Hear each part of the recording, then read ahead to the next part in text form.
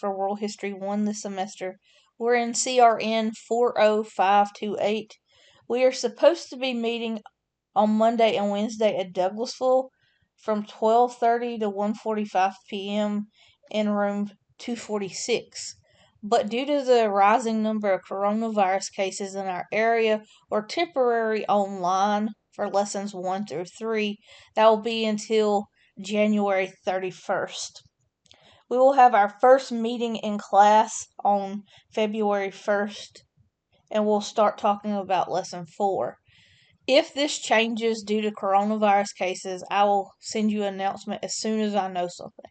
So before we go into our course shell, I want to look at the homepage for Blackboard. So once you log in, you should be able to see a few things. If you have any technical difficulties this semester, you can always scroll down to the bottom left hand and look at this section that says Help and Resources. If you have problems in Blackboard, you can contact the IT department by submitting a help desk request form. Or if you're having problems with your browser, let's say you're using Chrome or Firefox and something is not working, you can do a browser check to see what is wrong. So that's a little bit of information about technical difficulties, so that's very useful. There are 2 other very useful sections on the home page. There's an announcement tab, and you could already see that we have one announcement in our class. It says temporary online transition, and it tells you more about the fact that we're going to be online until January 31st because of coronavirus. Down at the bottom, there's a tab that says Welcome to Galileo. Galileo stands for Georgia Library Learning Online. It's a database that will pull up scholarly sources. It is very helpful when you are trying to work on your SLO essay and you need scholarly sources. You can find scholarly sources related to your SLO topic. So click that, check that out. It will be useful later in the semester. So let's get in the course shell. We'll click on our specific class. And when we get in the course shell, this is the home page. I'm going to go ahead and turn edit mode off so it looks exactly like you see it as a student. This is the home page. You can see announcements again, and it shows you we already have one announcement here. To the left, there are several buttons and tabs, whichever one you want to call it.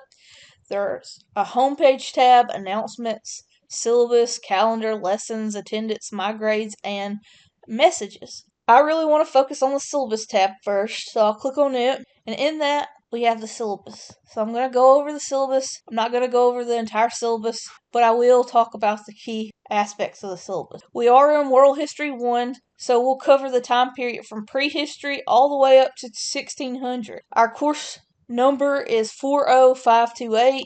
We are supposed to be meeting Monday and Wednesday from 12:30 to 1:45 p.m. on the Douglas campus in room 246. And that's where we'll start to meet when we go back in person. We are supposed to go back in person on February the 1st, 2021, but that may change. I'll update you as soon as I know something. My name's Dr. Nancy Hurd. My email is nancy.hurd@westgatech.edu. If you have any questions about the course, assignments, or material, feel free to email me or send me a message. My preferred way to communicate is Blackboard messages. I will try to respond within 24 hours, but make sure you send me a message if you have any questions. I'll be glad to help.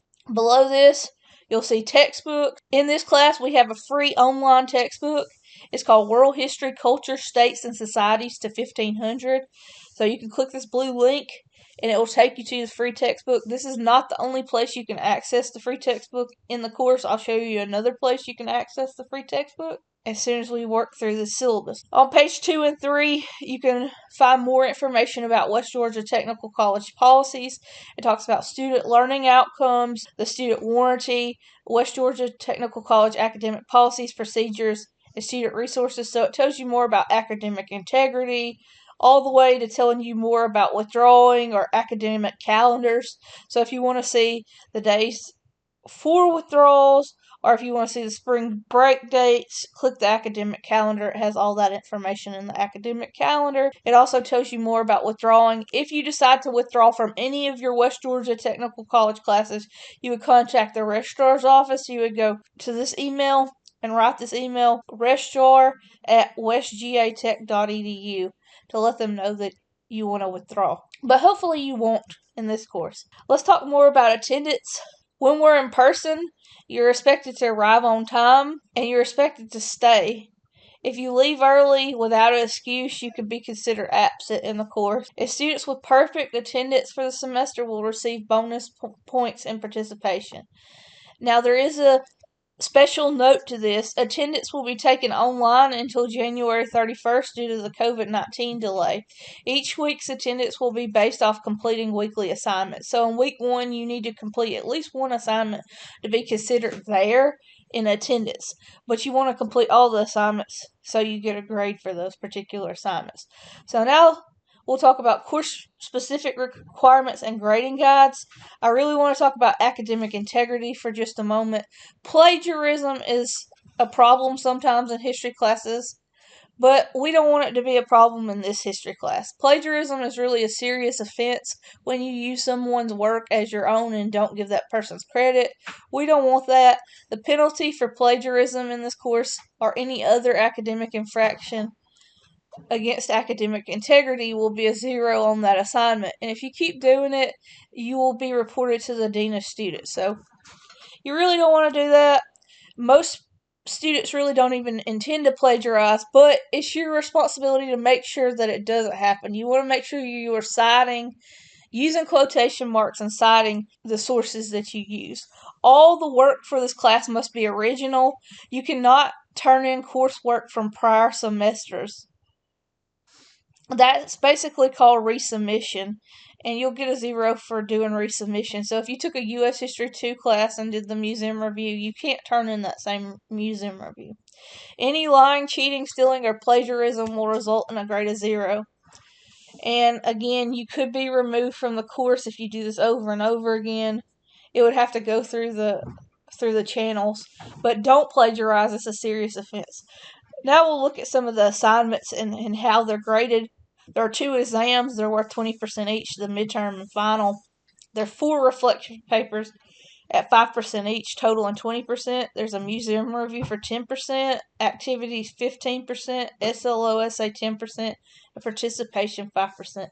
The grade distribution is below. You can look at that, but I want to note that a minimum grade of 70 is required for all occupational courses and for any course that is a prerequisite for a subsequent course.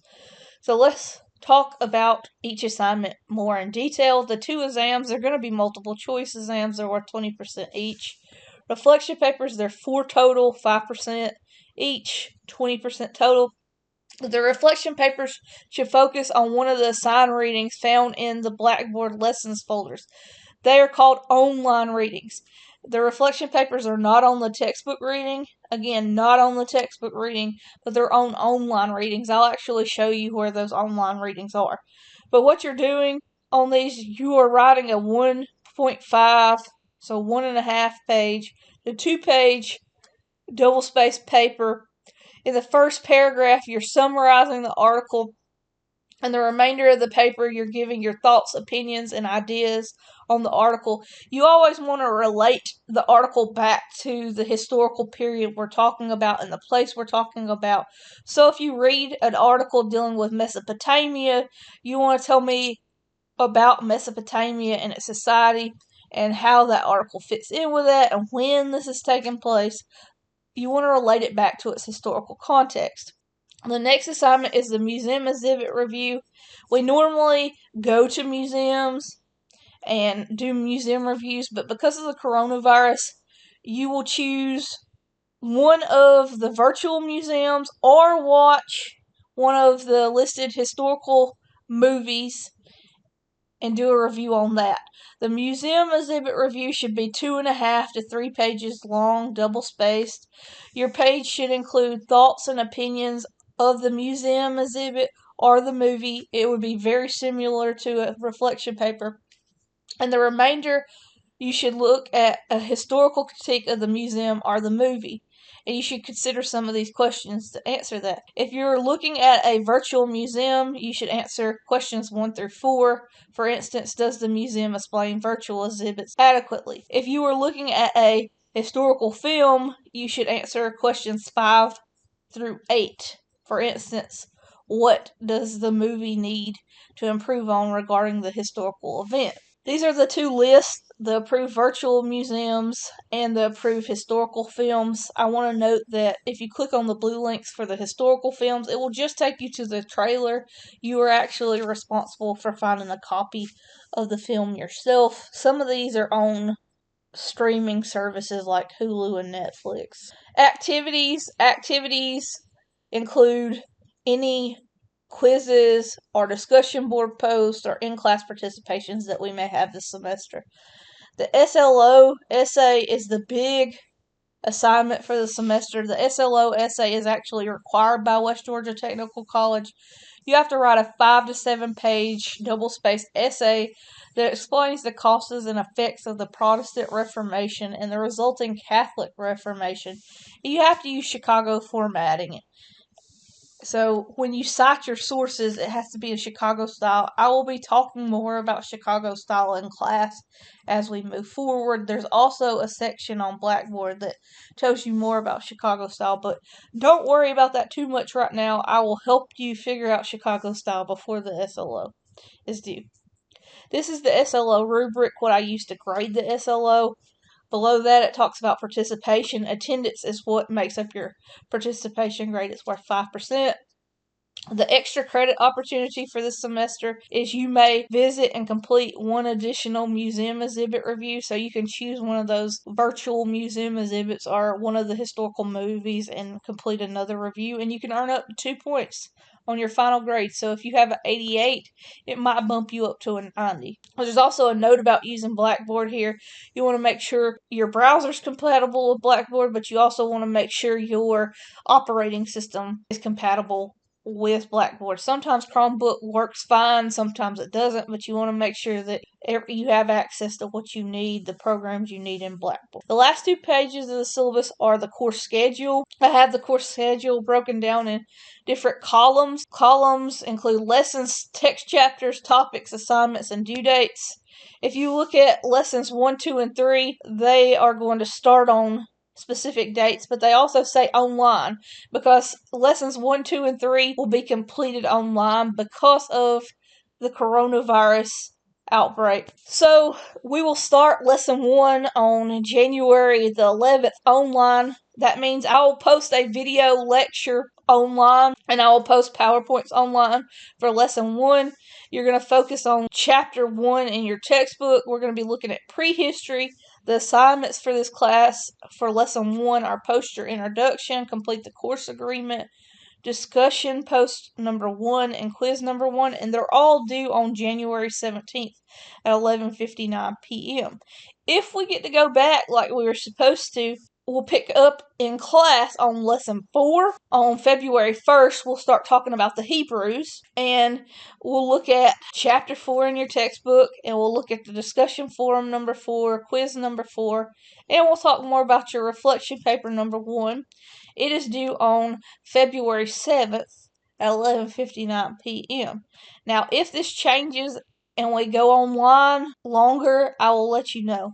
But just keep on going down and it will provide the schedule for you. I want to point out the writing assignments really quick and when they're due.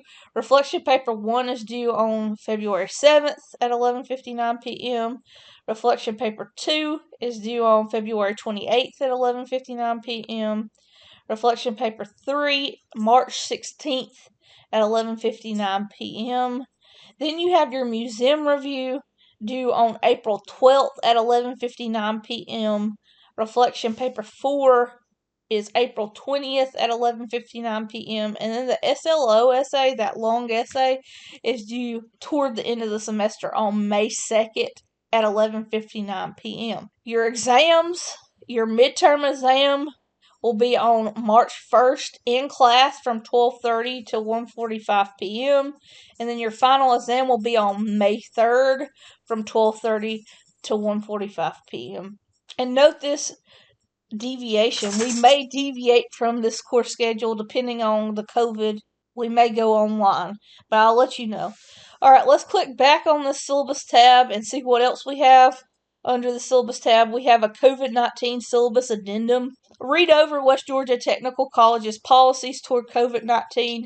Obviously, when we go back to class, if you feel sick or you have a fever over 100.4 degrees, stay at home.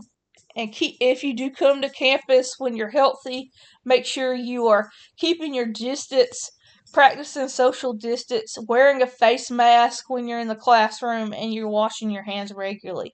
If you believe that you have COVID-19, West Georgia Technical College has a COVID-19 response team, and you need to contact them so they can do contact tracing. Their email address is covid@westgatech.edu.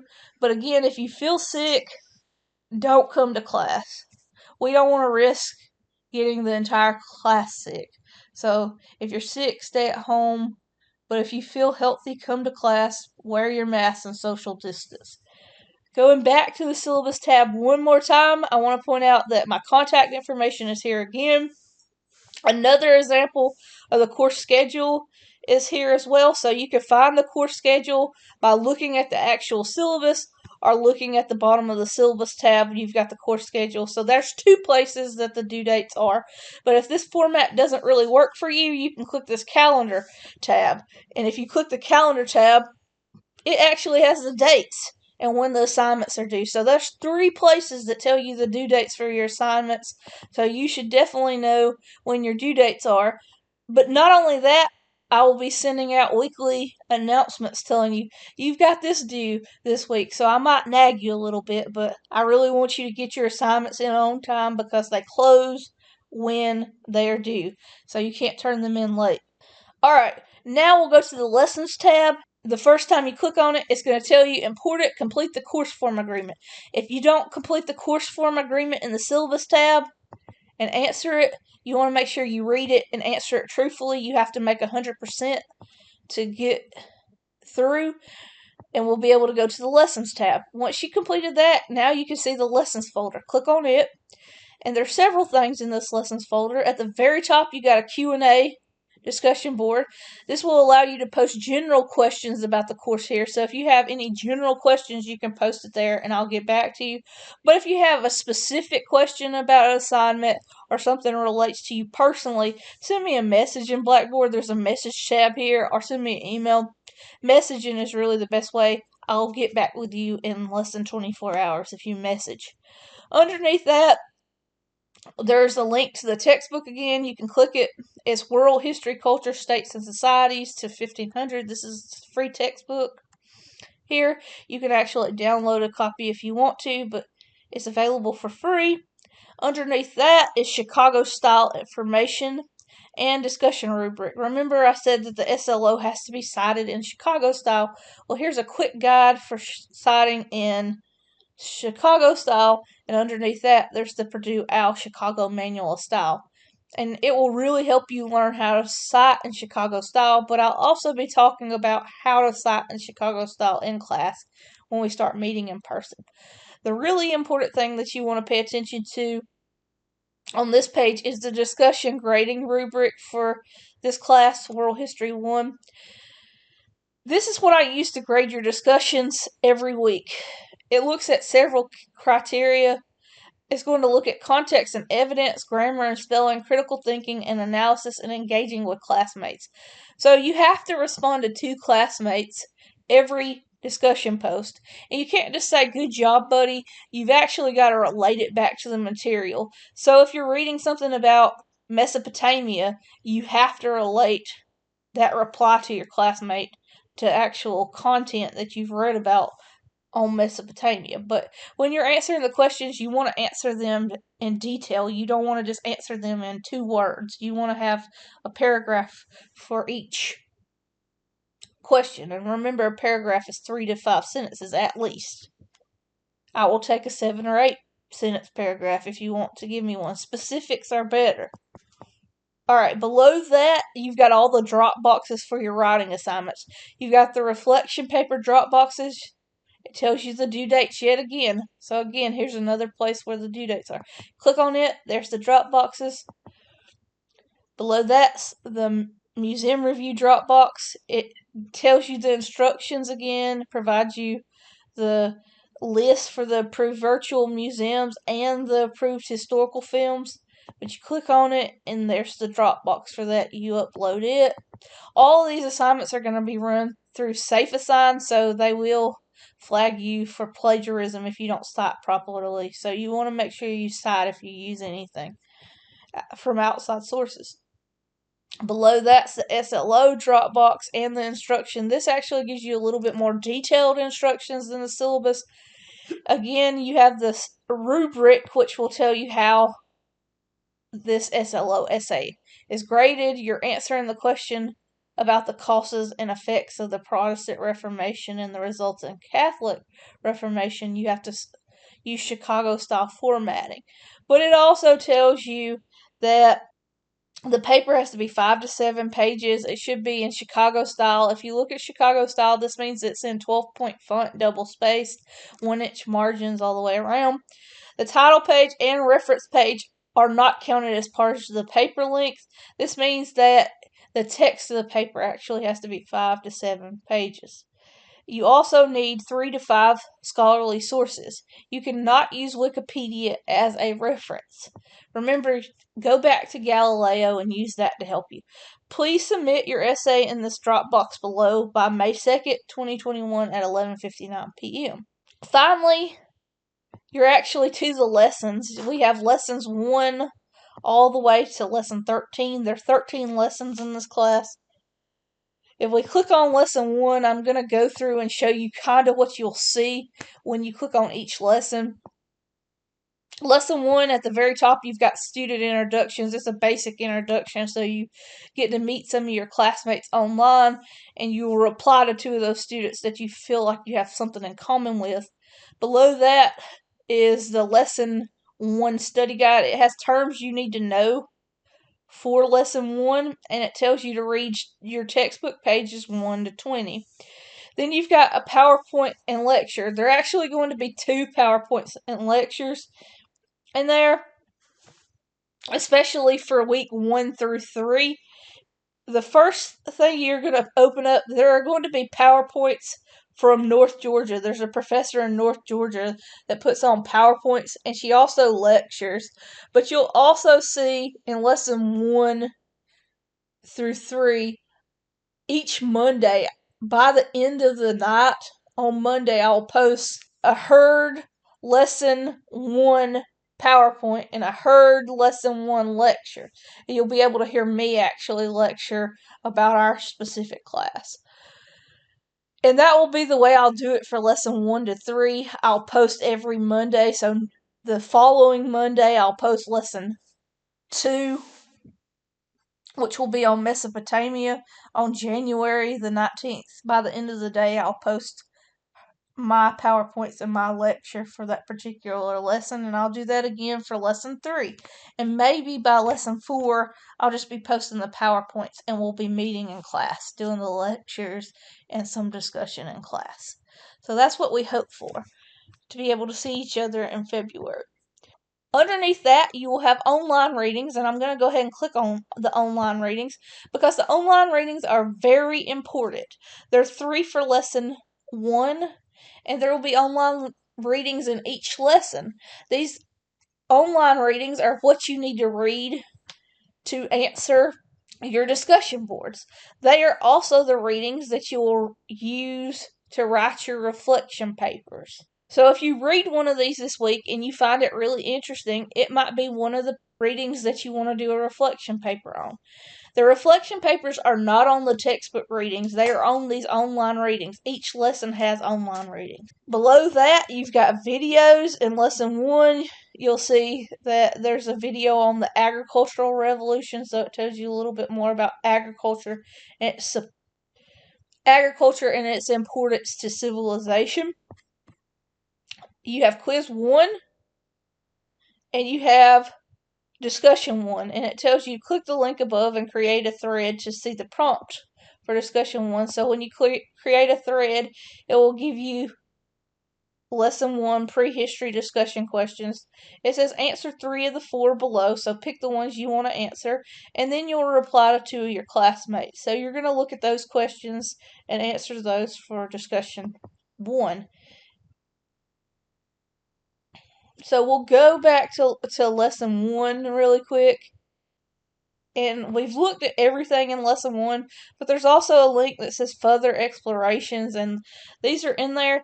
You're not required to look at further exploration, but if you're interested in looking at the cave, or if you're interested in looking at prehistoric cultures or art from prehistory, you can check out some of these further explorations. But there will be further explorations in each lesson. If we click on lesson 2, the format's the exact same.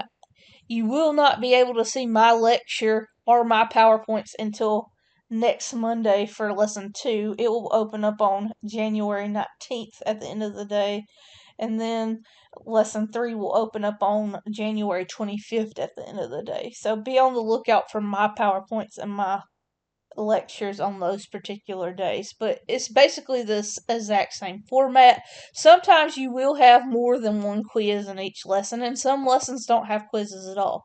But just pay attention to your course schedule. There are a total of 13 quizzes, and there are a total of 12 discussion boards that you'll do this semester. And then you have several other assignments that we've talked about, like the reflection papers, museum reviews, and SLO essays. But if you have any questions about the assignments, please feel free to message me in Blackboard. I'll be glad to answer your questions. Don't get overwhelmed. If you have questions, I'm here to help. Thank you.